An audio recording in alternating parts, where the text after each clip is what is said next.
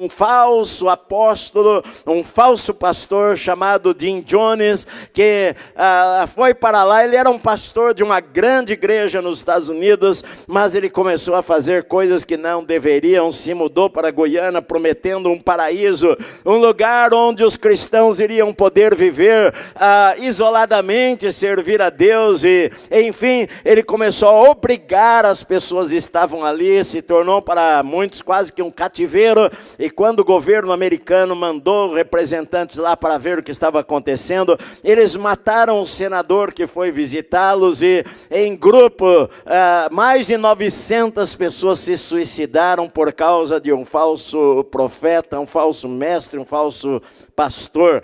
Judas, ele começa a escrever esta carta com a intenção de falar sobre salvação, mas ele muda o assunto.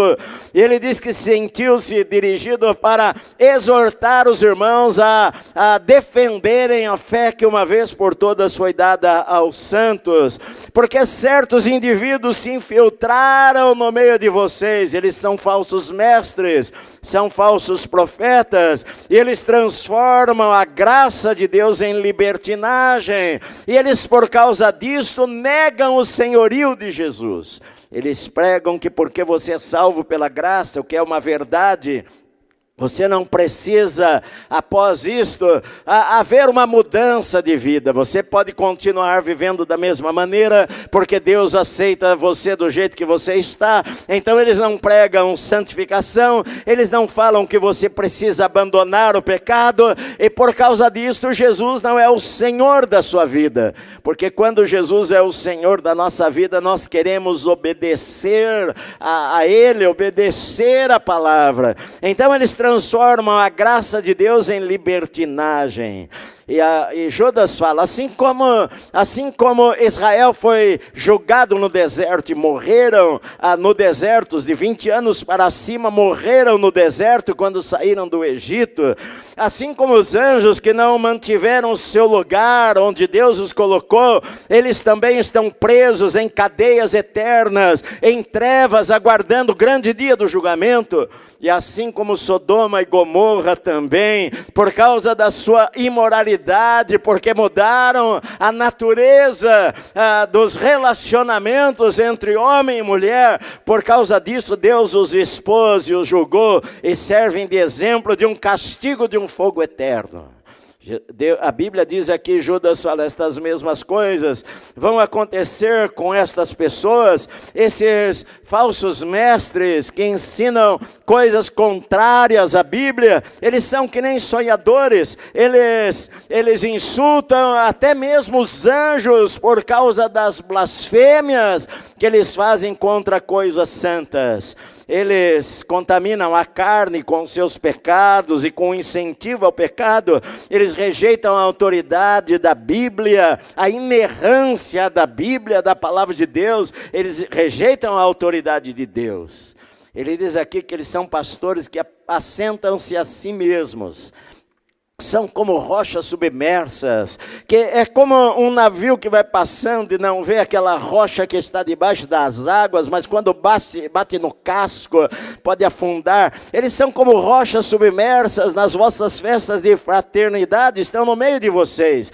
Eles são como nuvens que prometem chuva, mas que não têm água. Eles são como árvores que no tempo da estação própria não produzem frutos. São como ondas bravias do mar, que fazem barulho, mas que depois da tempestade levam para a praia apenas suas sujeiras. Eles são como estrelas sem rumo, que não dão direção, para as quais está reservada a mais profunda escuridão. Ai deles, diz Judas, ai deles, porque o dia do julgamento se aproxima, e eles serão julgados por Deus. E à medida que você conhece, o julgamento vai ser maior sobre a sua vida. Aquele que não conhece nada vai receber um julgamento. Aquele que conhece e não obedeceu, o julgamento será mais severo. E os falsos líderes vão receber um julgamento mais severo, porque além de conhecerem, além de lerem, além de entenderem as Escrituras, eles levam as pessoas a errarem o caminho. Eles são cegos que guiam cegos. Portanto, o juízo sobre eles será mais severo, a Bíblia diz. Jesus, ele falou, ai de você, Corazim, ai de ti, Betisaida, ai de ti, Cafarnaum, porque se em Sodoma e Gomorra tivessem feito os milagres, se eu tivesse estado em Sodoma e Gomorra e curado os enfermos e pregado a palavra que eu fiz no meio de vocês, há muito tempo Sodoma e Gomorra teriam se arrependido profundamente. Portanto, eu digo para vocês que no dia do juízo haverá menos rigor para Sodoma e Gomorra do que para vocês. Palavra dura. O tempo inteiro Judas fala esses, tais, esses. Mas agora ele muda o foco. Agora ele fala, mas vocês. Duas vezes ele fala no versículo 17 e no versículo 20, mas vocês. Agora ele está falando conosco. O que é que nós precisamos fazer?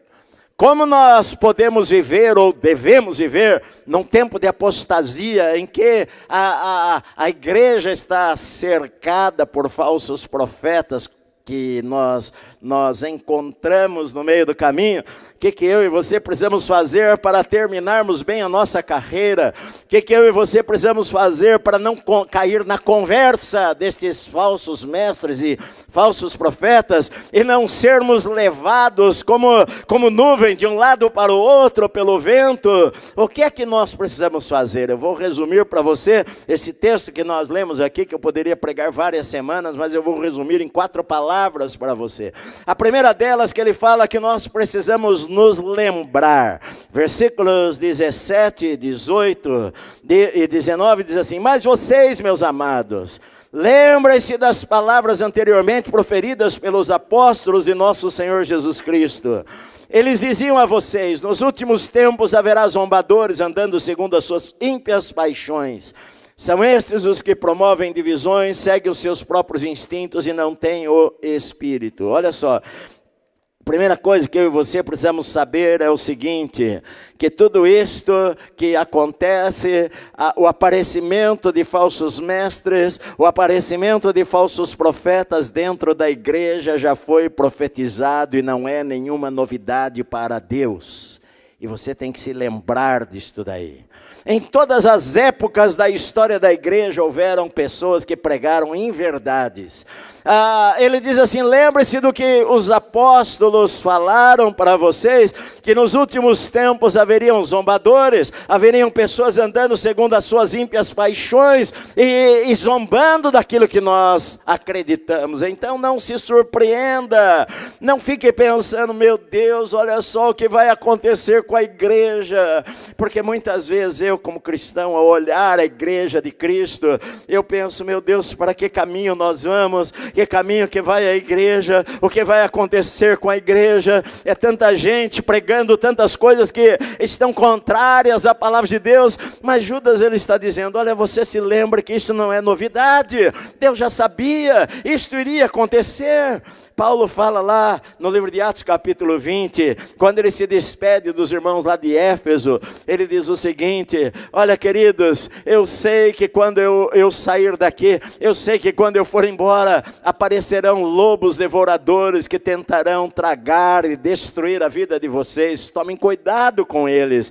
O apóstolo Pedro fala em 2 Pedro que nos últimos tempos apareceriam zombadores, zombando da nossa fé e dizendo, onde está o dia da sua vinda? Paulo fala também em Timóteo, no capítulo 3, que nos últimos tempos, alguns apostatariam da fé. Então não é novidade, meu amado.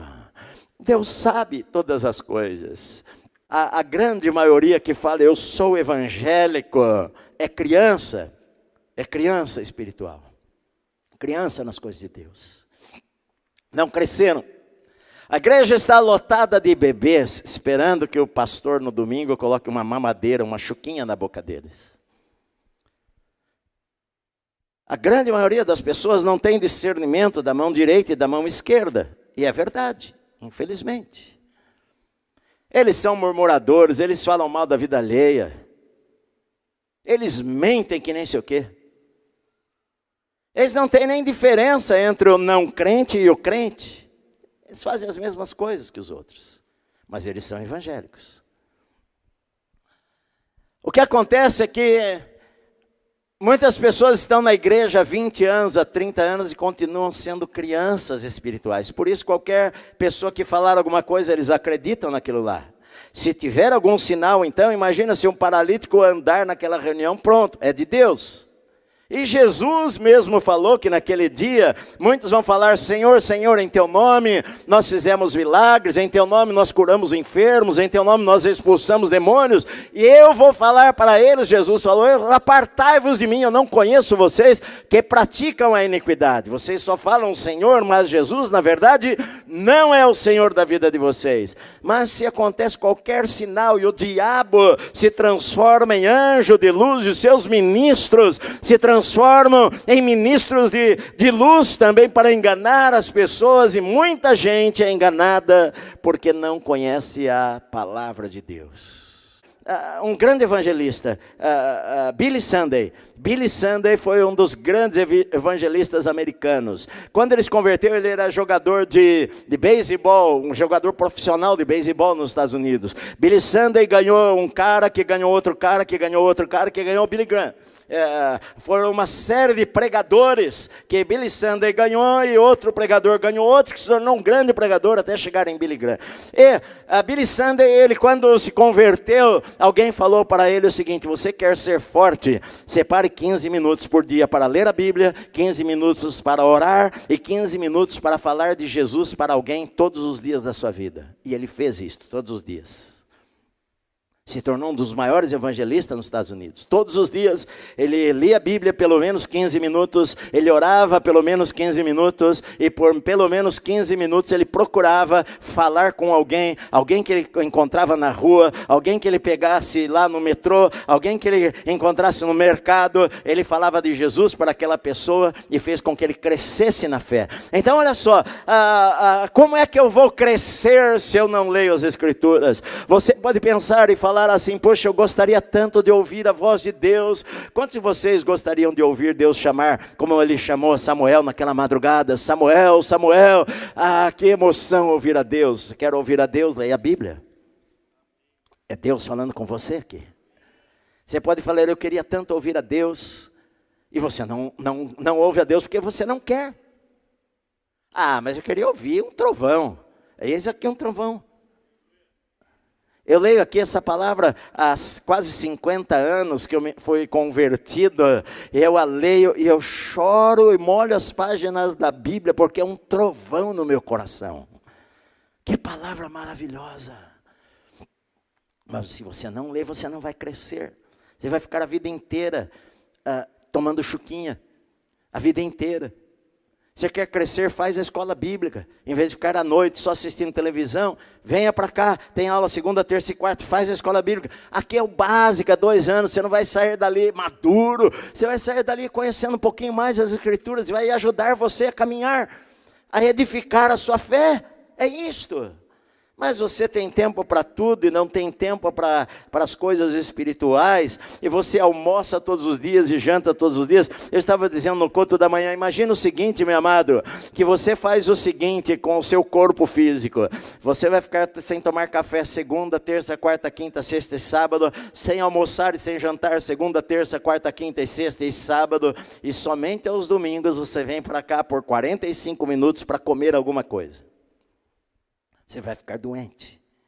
E é o que muitas pessoas fazem com o seu homem interior, com o seu espírito.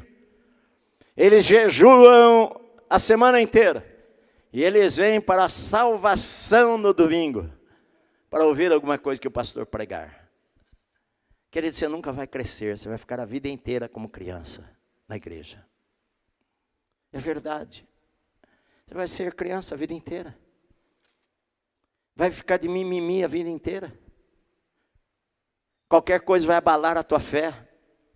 Qualquer coisa vai estar medo. Você tem medo de tudo. Medo de ladrão, medo de ser assaltado, medo de morrer, medo de tudo.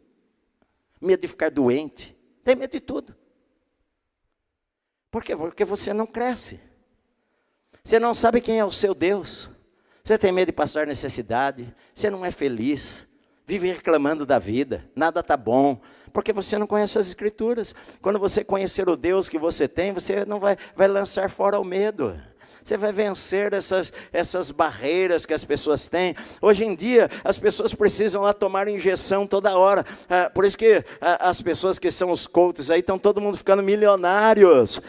Eu fico pensando, os caras estão ficando milionários de falar para os outros como vencer na vida. Falar para as pessoas, olha, você pode vencer. Por dar palestras falando que você pode ser um vencedor, eles estão ganhando muito dinheiro com isso daí. Por quê? Porque as pessoas estão carentes. As pessoas estão carentes porque não conhecem a palavra de Deus, não leem a Bíblia. Se você ler a Bíblia, você iria saber que em Jesus você é mais do que vencedor, meu amado. Se eu ofender uma pessoa, eu vou lá e peço perdão. Agora que eu sou cristão, eu não vou mais ligar para o irmão, para a irmã, para falar do pecado do outro. Agora que eu sou cristão, eu não vou querer diminuir a vida do outro meu irmão. Agora eu estou crescendo na fé, meu amado. Estou crescendo na fé. Já não sou mais criança.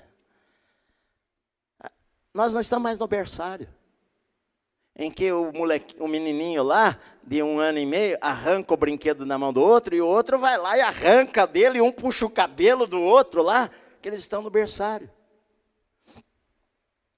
Uma pessoa adulta não é para fazer isto. Puxar o cabelo do outro porque ele pegou teu carrinho.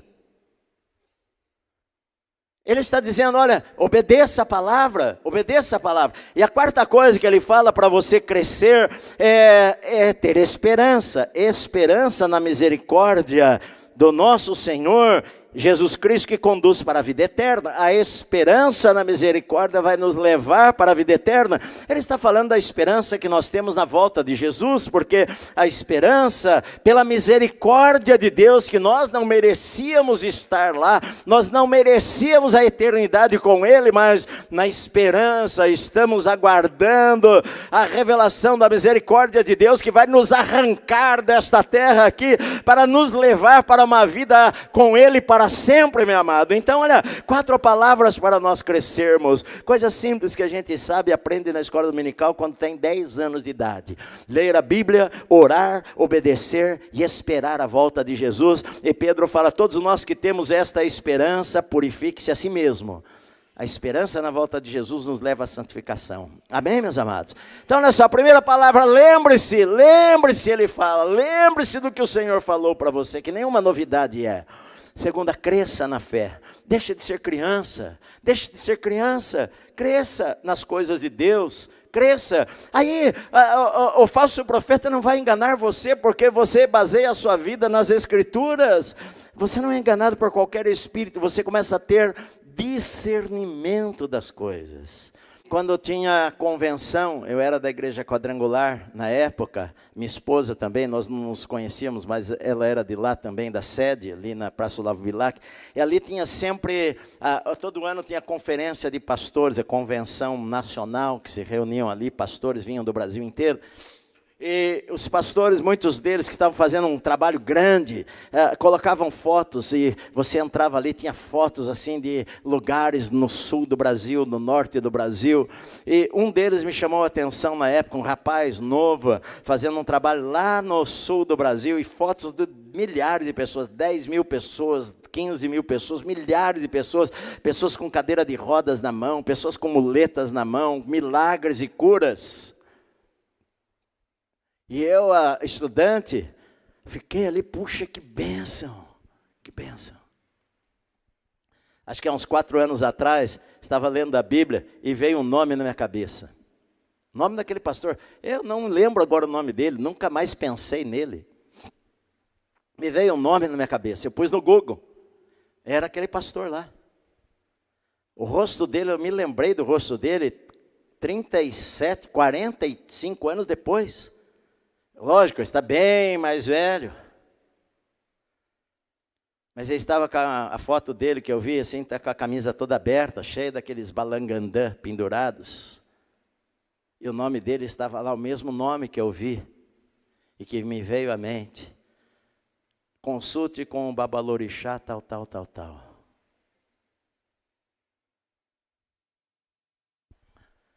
Mesmo as pessoas que um dia conheceram o Evangelho, é que deixaram o Evangelho, Deus as ama. Deus quer que você ore por elas. Se um pastor cai em pecado, você como igreja de Cristo não deve ser aquele que atira as pedras, mas sim ser aquele que ora para Deus restaurar a sua vida com temor. Com temor você deve orar por eles. É o que ele está dizendo aqui. Então um crente quando ele se torna maduro, ele se lembra de que a Bíblia é a verdade. Mesmo aquele que está em pecado, amar a pessoa. Nós não amamos o pecado dela, mas nós amamos a pessoa e falamos em amor o evangelho para ela. Não para que ela, não vamos encobrir, para que ela caia no abismo, eterno. Mas nosso amor pela pessoa, nós vamos falar para ela em amor, para que ela se arrependa e se volte para Deus, para que um dia ela vá para o céu conosco também, meu amado. Doxologia significa palavras de louvor, palavras de louvor. Olha, é interessante, o livro de Salmos, são 150 salmos divididos em 5 livros. Você lê lá, se você abrir no Salmo, sua Bíblia for mais moderna, vai estar lá, livro 1, moderna que eu digo com mais anotações, vai estar livro 1, Salmo 1, Salmo 42, está lá, Salmo 43, livro 2, são 5 livros no livro de Salmos. Todos eles terminam, o último salmo, o último versículo do último salmo, termina com uma doxologia, termina mais ou menos assim: aquele que é eterno, aquele que é bendito, seja bendito e exaltado eternamente, desde a eternidade, ontem, hoje e sempre. Amém. Isso é uma doxologia. Paulo usou muito isso daí. A gente vê os anjos cantando quando Jesus nasceu, glória a Deus nas alturas. Você vê o louvor quando Jesus entrou em Jerusalém, o povo gritava e dizia, hosana aquele que vem em nome do Senhor. Você vê Paulo falando isto várias vezes nas suas cartas. Paulo, por exemplo, termina a carta de Romanos desta maneira, o último versículo de Romanos: a esse Deus único e sábio seja dada a glória por meio de Jesus Cristo para sempre. Amém. Assim que ele termina a carta de Romanos, com uma doxologia, uma palavra de louvor. 1 Timóteo 1,17, Paulo fala, assim ao Rei eterno, imortal, invisível, Deus único, honra e glória para todos sempre. Amém. 2 Timóteo 4,18, ele terminando a sua carta para Timóteo, no fim da sua vida, suas últimas palavras, ele diz assim, a ele a glória para todos sempre. Amém. Isso é doxologia.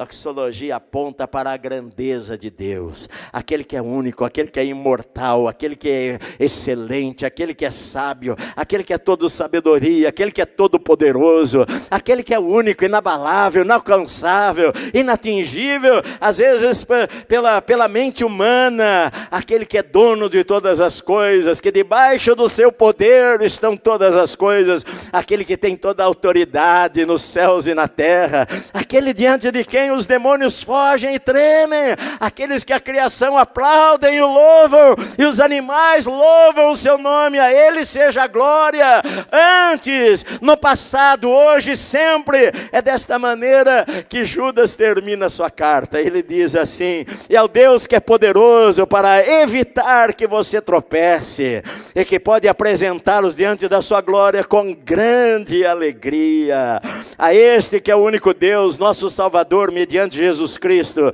Senhor nosso, seja a glória, a majestade, o poder, a autoridade, antes de todas as eras, agora e por toda a eternidade. Amém, meu amado. Sabe o que você deve aprender? Sabe o que vai fazer você um cristão forte? E o que vai fazer você um cristão forte? Lembre-se que as Escrituras são a verdade. Lembre-se que aquilo que está acontecendo é apenas o que Deus falou que iria acontecer. Aquilo que está acontecendo já estava predito na Bíblia, já estava escrito. Não se assuste, a igreja vai vencer, meu amado. Deus continua sentado no trono, reinando sobre tudo. Nada saiu do controle do Senhor. Segundo a palavra, cresça espiritualmente, todos os dias, coma a Bíblia, coma assim como você toma o café, como alguém falou o seguinte, numa escola bíblica, ninguém toma café, primeiro palavra, depois café. Sem palavra não tem café. Quer café? Antes palavra. ame a igreja é a noiva de Cristo, ame estar com seus irmãos, aprenda, tenha um coração perdoador, meu amado, tenha um coração quebrantado, para salvar até aquele que está indo por um caminho, salvar alguns do fogo. E seja adorador, porque Deus procura adoradores que o adorem em espírito e em verdade. Adore a Deus todos os dias na sua casa.